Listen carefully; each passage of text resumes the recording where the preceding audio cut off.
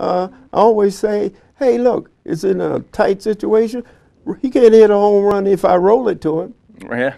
If I roll it, can you hit a home run off the ground? No, I don't think so. That's what I mean. That's strategy. Vladimir Guerrero did. Just roll it, a big 6'7", 245. Up there, I'd roll that ball. Okay, ball one. Okay, so I throw 4 pitches. He gets a walk. I don't lose anything. But if I pitch to him, my ego tell me, well, this guy, I'm going to strike him out. Right. And I end up throwing a fastball down the middle, and I hit a crack in the bat, and it's all over. Oh yeah, the manager's gonna be pretty upset. Yeah, the manager. He's gonna be furious. Right. But so you think that's what happens there? Oh yeah, if a manager tells you to walk him, you walk him. If you pitch to him and you give up a home run, you're probably not gonna be playing for a while. You're gonna be benched.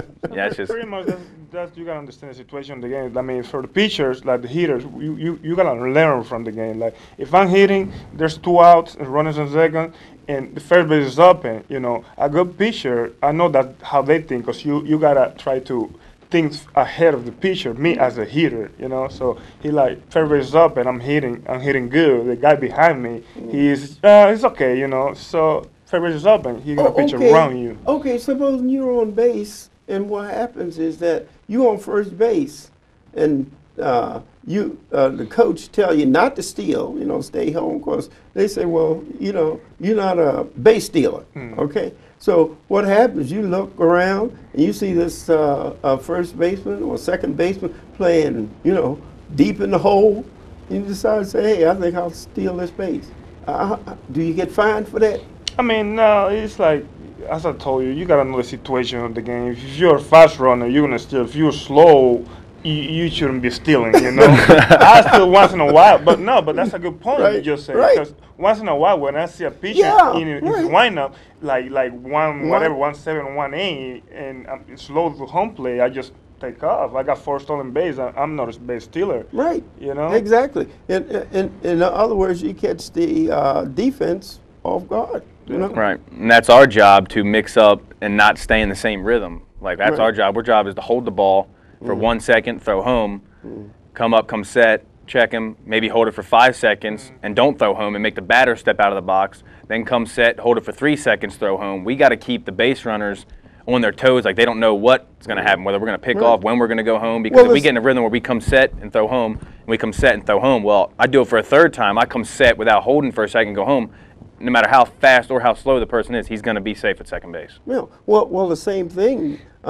You guys play games with each other, pitcher and the hitter too, because what happens is that you get up there and the pitcher is in rhythm. You know, he's in rhythm. So you come up, Guzman. You say, well, I don't pick my nose. You know, dust off my shoes. You know, set my hat up and do all of this between pitches.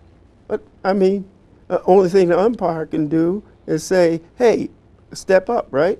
That's about it. Huh? He can step. But how much time do you have in the box there? Can you delay the pitcher, get him off his rhythm by, you know, clean your cleats out, taking your bat, and one thing for me as a hitter, I can't talk for the pitcher, but for me as a hitter, I wanna get ready to hit. That's the main thing. Be ready to hit the ball. It's hard enough to hit a baseball. Look, this is a little ball, and this guy they throw it pretty hard. Yeah. So it's hard enough to hit it. So I wanna hit on my timing. I wanna hit on my time. I don't want I don't want to hit in daytime. You know. Okay. So the idea is the rhythm. You want to throw his rhythm off, and he wants to throw your rhythm. Right. That's the key. I mean, if it's in his reading, I want to take out his reading and get on mine, you know. Right. So I want to hit on my time. Because some pitchers pitch fast, and they pitch fast, and the batters know this, and so they purposely go and you know, clean the nose out and put the hat on and scratch the back, you know, all of that. You know, I mean, I do it between easy. pitches.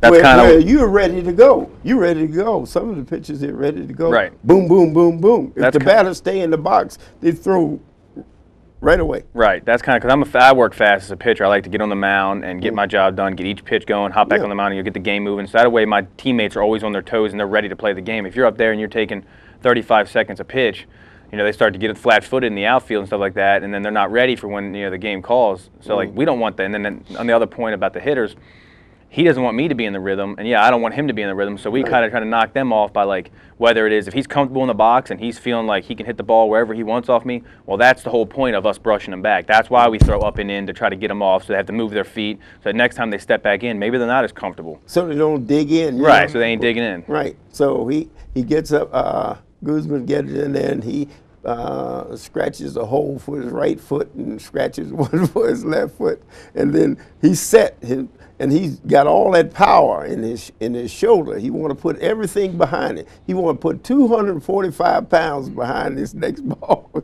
and what you want to do is throw it by him. Right. Right. So what do? You give him a changeup. Yeah. Yeah. That'll right? work. Yeah. And get his timing off. Once you get his timing off, then you can get him. You throw him something real, just like what's your best pitch? Curveball? What pitch do you like to hit?